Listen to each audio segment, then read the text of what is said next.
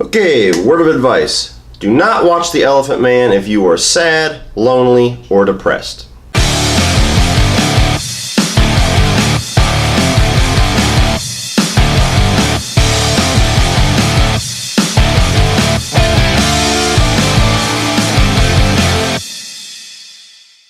So The Elephant Man tells a story of a severely disfigured man living in 19th century London who meets a doctor who is not only the first person to truly try and take care of him, but is the first person who truly treats him as a human being. Well, everybody, welcome to my first official patron-sponsored review. One of my patrons on Patreon, Claudia, chose The Elephant Man as her review. It's one of her favorite movies. She wanted me to check it out, put my thoughts out on a video for her. And if you are interested in also choosing a video for me to do, whether it be a movie review, an album, video game review, or just talk about something in general, the best way to do that is to be a supporter on my Patreon page. So head on over there, join these guys over there and supporting this channel, and you will get a video exclusively just for you. So thank you, Claudia. So The Elephant Man came out in 1980. It was directed by David Leach, and it actually tells the true story of Joseph Merrick. He's called John Merrick in the movie, but if you do a little bit of research, Joseph Merrick was a man in the 19th century London who was severely disfigured. He was part of the circus freak show. He met the actual doctor played by Anthony Hopkins by the name of Dr Treves, and the whole story of this is basically about how this doctor brings him into the hospital, starts caring for him, giving him the things that he needs, not only in a health standpoint, but on a psychological standpoint, and just to feel like a human being, because this guy has been tortured and been poked at and been laughed at and looked at and just prodded all over like an animal for his entire life. And this movie basically tells the story of how he not only gains friendship, but kind of gains his own humanity by realizing that he is in fact a human being, regardless of what majority of the people that see him try to tell him that he is. First and foremost, as far as my positives, one of the coolest things about this movie is that I love how David Leach made this in the form of like a 1940s film. Not just because it's black and white,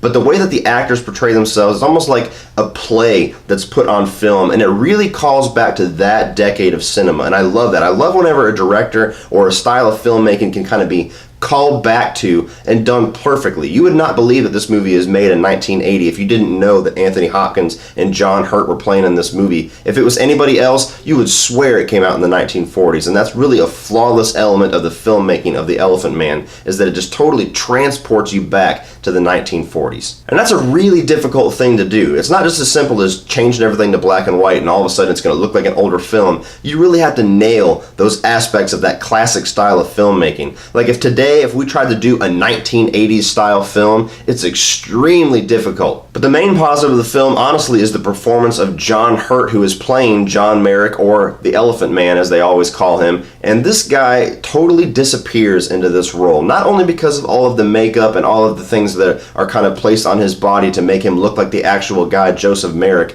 but you do not know that this is John Hurt unless somebody tells you that it is John Hurt. From the way that his voice comes through, from the way that he kind of moves around, just like the Elephant Man kind of had a little bit of a hobble to him, you have no idea that that is an actor. It's like they took the real Joseph Merrick and put him in front of the camera, and that is what we've gotten. So nothing but praise for what John Hurt was able to bring to that role, because not only in just pulling off the look of that character, but he grabs you by the heart and just makes you feel for this guy. The entire movie, you feel so bad for the way that people treat him, for the way that he treats himself because of the way that people treat him, from the way that he has to go through this entire journey just to understand that he's in fact a human being and he's a person. It just grips you by the throat. This morning the governing committee unanimously voted that you should be provided with these rooms on a permanent basis. This is your home now. I'm so very, very glad for you. Welcome home, lad. This is my home? Yes. Oh, please, will you thank the governing committee for me? I will do my utmost to merit their kindness. And another important element to that is Anthony Hopkins and his performance as Dr. Treves, because he is in fact kind of the person who is playing the good side of humanity, the guy who is going to be the accepting side of humanity, the one who is going to tell John Hurt or John Merrick, you are a human being. I don't care what anybody else tells you. You have humanity, you have intelligence, and you deserve to live like you are a human being. And for the most part, Anthony Hopkins is kind of a subdued performance. He's very proper, he's very nice, but a couple of scenes you do get to see that classic Anthony Hopkins, like one whenever he's confronting a guy who works in the hospital who was making fun of and bringing people in who's paid to see the Elephant Man. Whenever he confronts him and he gets angry and gets vicious, that's the classic Anthony Hopkins that we all know and love.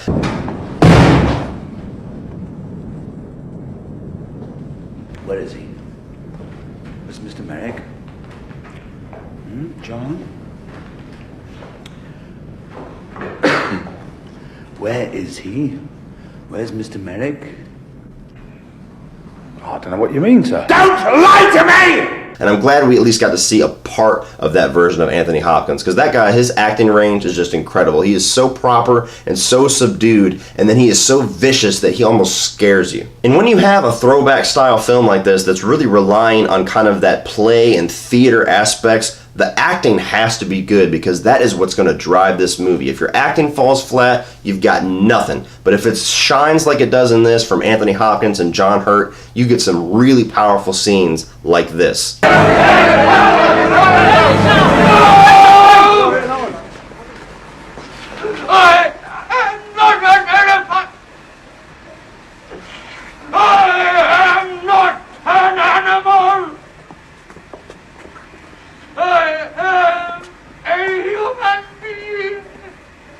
This movie was really critically acclaimed when it came out too. I think it tied Raging Bull with 8 Academy Awards whenever it came out that year. Unfortunately for The Elephant Man, it tied Raging Bull. So basically everything it was nominated for, Raging Bull walked away with that award. Like Best Picture, Best Actor, John Hurt was beat out by Robert De Niro. So it didn't quite get the awards that it deserved necessarily, but getting nominated for 8 Academy Awards, I mean, that is just a huge feat. And a fun little fact, actually, a lot of people were so pissed off that this movie did not get some kind of an Academy recognition for the makeup work on John Hurt. The following year in the Academy Awards is actually when they created the category of Best Makeup and Hairstyling, all because of the fallout from The Elephant Man not getting that recognition. But really, above all else, the story of this movie is the biggest positive, because it really gives a great reflection on the dark and the light side of humanity. Not only do you get Anthony Hopkins, who's kind of portraying the loving and the nurturing and the accepting side of humanity, but you get John Hurt and his really emotional performance when he's given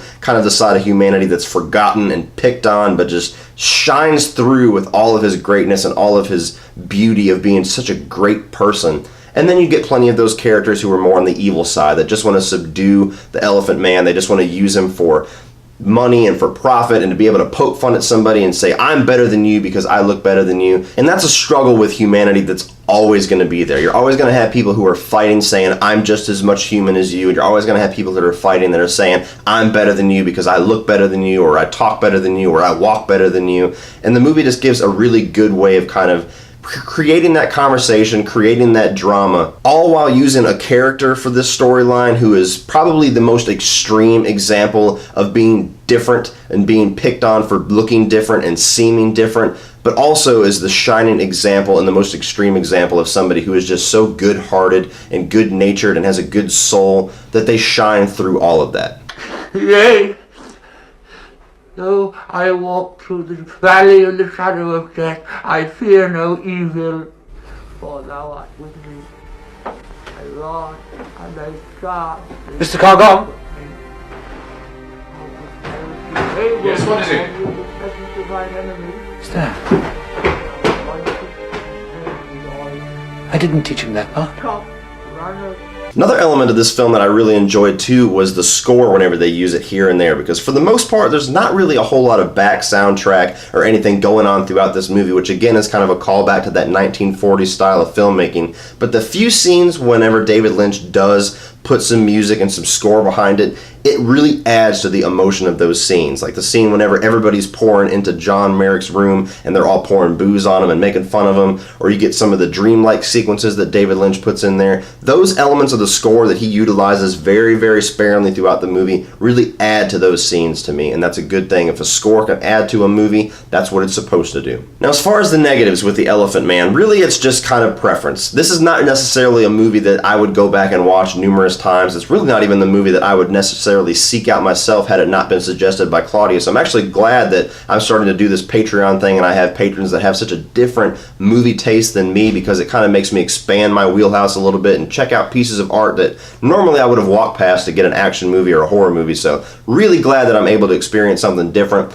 But it's still not a movie that, even though I appreciate it so much, I would necessarily go back and rewatch. And rewatchability is a big factor in my ratings. So I think unless you are a really big art house fan or really fascinated with this story or a David Lynch fanatic, this is probably not a movie that you're going to watch beyond once. It's kind of one of those movies I call bucket list movies, where you should definitely see it before your life ends, but it's not necessarily a movie that you're going to like pop in on the weekends or pop in every once in a while, or you're doing some homework, so let me just pop in The Elephant Man. It's definitely a one-watch type film where you appreciate the artistry of it, you get what you're going to get out of it, you remember it very well because you have seen it, you have got that experience from it, but it's not necessarily an experience that you want to relive. And the only other small negative that I have, as far as David Lynch's style, which this is a huge part of his style, the dreamlike kind of euphoric sequences that he brings in here, they feel a little bit out of place, being how well he nailed that 1940s style of filmmaking. The bookended scenes and a couple of small scenes throughout whenever it seems very dreamlike and very euphoric and very,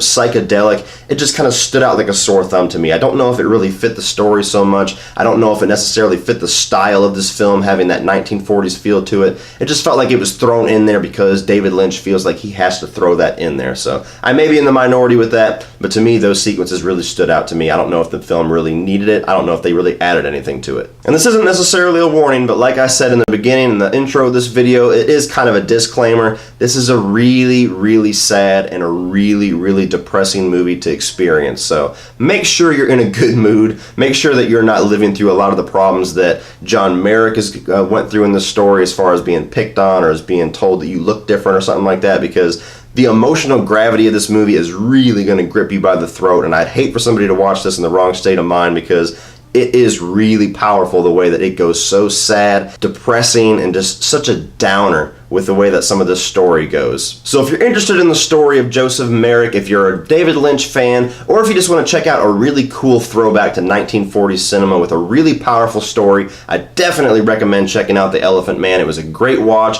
and I'm very glad that Claudia suggested for me to check this out. But definitely make sure that you're in the right state of mind when you walk into it, because it's a really sad and depressing movie with not a whole lot of rewatchability for me. So in the end of the day, I'm going to recommend that you check it out on Netflix.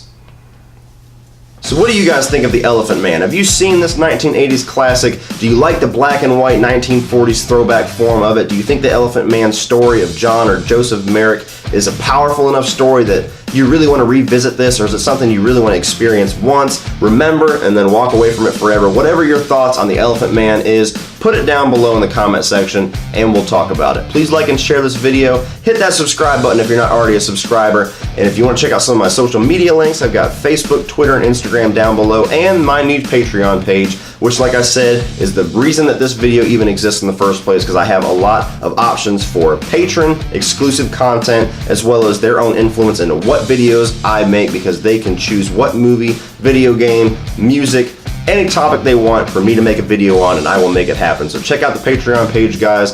Be sure to check out everything else down below, and if you want to check out some more of my videos, you can check out a few more by clicking right over here.